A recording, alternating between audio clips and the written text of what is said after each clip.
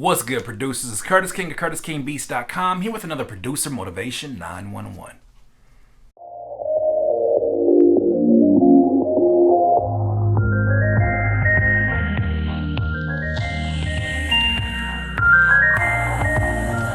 Producers, I understand when you first start trying to sell beats, it is a difficult process, or at least it seems like a very difficult process.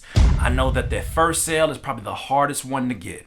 And you start promoting, you start putting up your website, you've already invested the money, and you're just sitting there waiting like, is it going to happen or nah? I understand that process can be very frustrating because there's not a lot of literature out there for how to start up your producer business. There's not a lot of books out there. Like any other business you want to start, if you want to be a real estate agent, guess what? There's books and there's actually schooling that you can go do that for. There's not too many resources when it comes to that, but let's not let that stop us.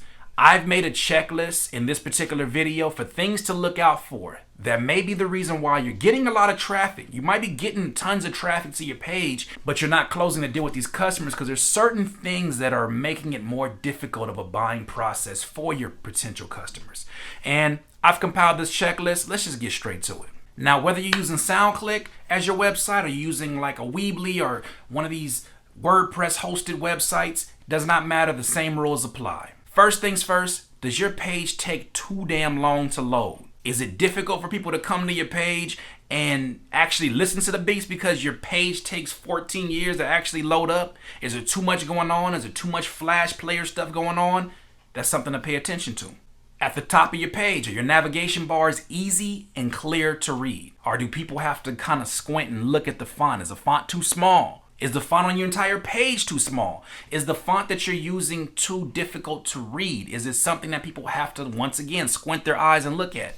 If that is a problem, people are not going to return. People are not going to stay very long because it is a stress on their eyes. When customers visit your page, do you give them a mobile option? Do they have an option where they can click on and they can view from their mobile device? You may have it to where all that traffic that you're garnering, if you're not tracking it, it may be coming from a mobile device. You may be having iOS, you may be having iPhones and Androids that are trying to get to your website. They're trying to buy your beats. But guess what? You don't have a page that is friendly or that is conducive to these devices. Everybody's not using a laptop. So you have to have a website that is in line with being a great mobile presentation.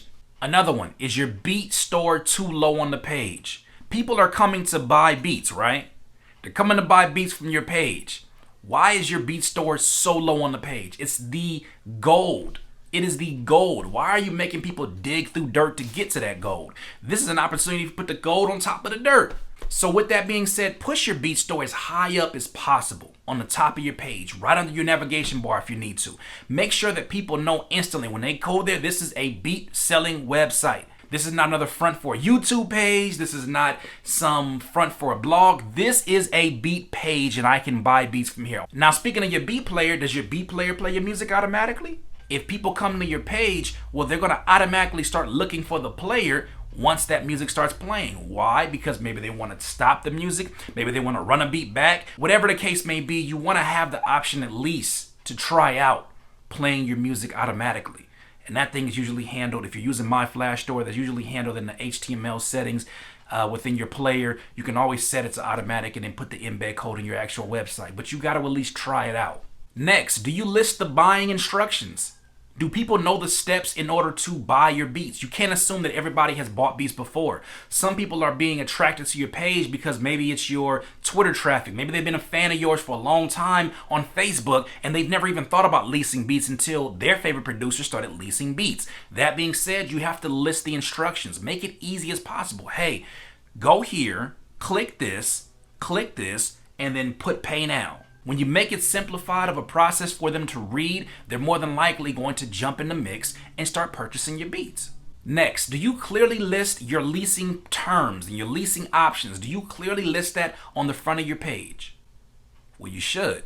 Your customers want to know what they're getting when they pay for certain leases. And instead of them emailing you and have to go through many different steps, why not list that clearly for them so that they know, hey, if I get this basic lease or this premium wave lease, this is what I'm getting. Now, speaking more specifically about the music on your beat store, do you give them enough options? Do you have only 4 beats or 10 beats on your page? I understand that some of you may think that, well, doesn't everybody start off with 10 or 12 beats? Yes. And in the beginning, everybody starts off with no sales. You have to have options because customers come to your website and start to look at that and say, 12 beats? Yeah, this dude is a newbie. He probably gonna do really bad business. It's probably some 14, 15-year-old who doesn't know what they're doing. Is that how you want to be represented? Is that how you want to be aligned?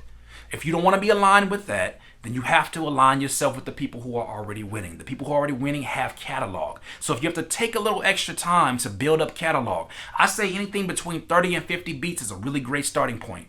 I think having that up is enough options for somebody to look at that and say, well, he may have been around for a little bit and maybe he just sold a lot of exclusives, but you gotta have enough buying options. Do you have enough? Also, is your pricing consistent? There's been some producers that I've done some consultation for, and I've seen that they have multiple prices for different leases. This is multiple producers who do this, and you're not going to see success in that because there's no cohesiveness in your pricing. People want to pay what you list, and they want it to be consistent. Nobody wants to pay for this beat because you spent extra 15 hours to make it. Nobody cares about that. All they hear when they hear a beat is a beat. They don't hear your process. All of that stuff has nothing to do with why that should be more. Stand by your pricing. Stand confidently behind your pricing. If you have a basic lease price, keep your basic lease price consistent all the way through because somebody may fall in love with a beat, but if it's $5 more than everything else, they ain't buying it. It's a harsh reality, but they're not buying it. 9 times out of 10, they're not buying it. Next, do you have the customer's confidence? Do you have a buyer's confidence? The things that give a customer confidence when they come to your website are things like the PayPal badge that they have, are things like the satisfaction guaranteed badge that you can put on your website, even a contact form. You have somewhere that shows where your email is at. If people can contact you directly or even like a little chat option, if they have that, they're more likely to buy from you because at least they know, yo, if something goes wrong, I can contact this person and they're not going to hit me back 4 or 5 days after. And speaking of that, are you keeping in touch with the emails? Are you hitting those people up as soon as possible? Or are you waiting a day or 2 days later because you think that that's the more professional thing to do? I don't know. You got to hit these customers up because your customers are your most important assets. Also, look at your page. Is your page too much for everybody? Who are you trying to attract? Are you trying to attract producers? Are you trying to attract artists? Or are you trying to attract fans? Now, when you're throwing your credits up, you're doing all these different things, that's cool. You got those. Those attract artists. Those are like cosigns to artists when they're trying to buy from you. But that doesn't mean you have to put every single music video that anybody has ever done over your beats.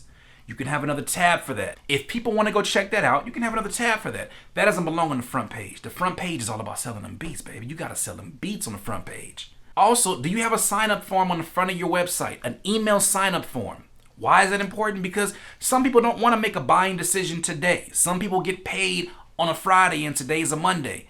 Well, guess what? Stay inside of their mind, stay inside of their psyche, stay inside of their consciousness by sending out your emails and staying in the front of their brain. They're probably going and seeing 15, 20 leasing websites. What's going to separate you from the rest of them? Well, if they sign up for your email list and you're sending out updates about new beats and new information that you're coming across, guess what? Now they're going to more likely be to buy from you because you kept a good rapport with them. It's no different from building a relationship. You got to keep the contact warm. You got to keep it in front of their mind. Hey, I met you here. Cool. This is why we're going to continue to have a relationship because you're continuing to keep this contact warm. No different from a potential customer. You got to really talk to them. You got to see what their needs are. Also, going back to the beats on your actual beat store, are you playing to your strengths?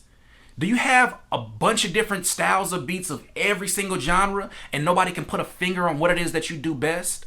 Now, there's some producers who will believe, nah, I do every kind of style and I do it immaculately. That's cool. But you know that there's something in that list. If you do your beat inventory, like I showed you in the last video, if you do your beat inventory, I'm guaranteeing you, even if it's a separation by 3 or 4 beats, there is a beat that stands tall above all the rest of the beats. There's a style of beat that you're doing, whether it's trap, whether it's trap soul, whether it's R&B, whether it's hip hop, whether it's boom bap, whether it's sample. You're going to find when you do your inventory that there's a list. And at the top of that list is going to be something that's more than likely going to be what people attribute to be your biggest strength, your biggest buying strength at least. So why not invest into making more beats in that particular genre instead of trying to make something for everybody? Zero in on that. I'm not saying don't make other styles of beats at all. Do that. Do what your heart desires, but you gotta provide what the customers want from you. That's almost like if Little Caesars decided, you know what? I know we got this $5 pizza, but we should start putting up sandwiches, like a gang of sandwiches. And they started investing all of this energy into making a whole menu of sandwiches when it's like, your name is Little Caesars freaking Pizza. I'm not here for no sandwiches. Provide the people what they want. Give them enough of that. Give them a whole lot of that to maximize your opportunities to be bought from. Last and certainly not least, do you have a call to action? When people go to your website, before they scroll down, they've got to do something. Either visit the mobile store, either have an email sign up, or even just have the social media buttons they can connect with you on. You got to give them something to do in the very beginning, because when they have something to do, it's almost like they're making a commitment with your business. They're making a commitment with your brand. Once they make that decision, it's important for getting them in the right mindset and getting them in the right energy to start buying beats from you.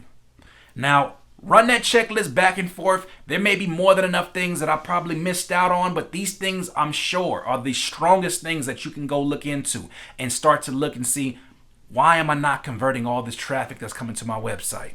Look, these are my thoughts. I would love to hear your suggestions. Please leave a comment, like, subscribe. This has been another Producer Motivation 911, Curtis King of CurtisKingBeats.com.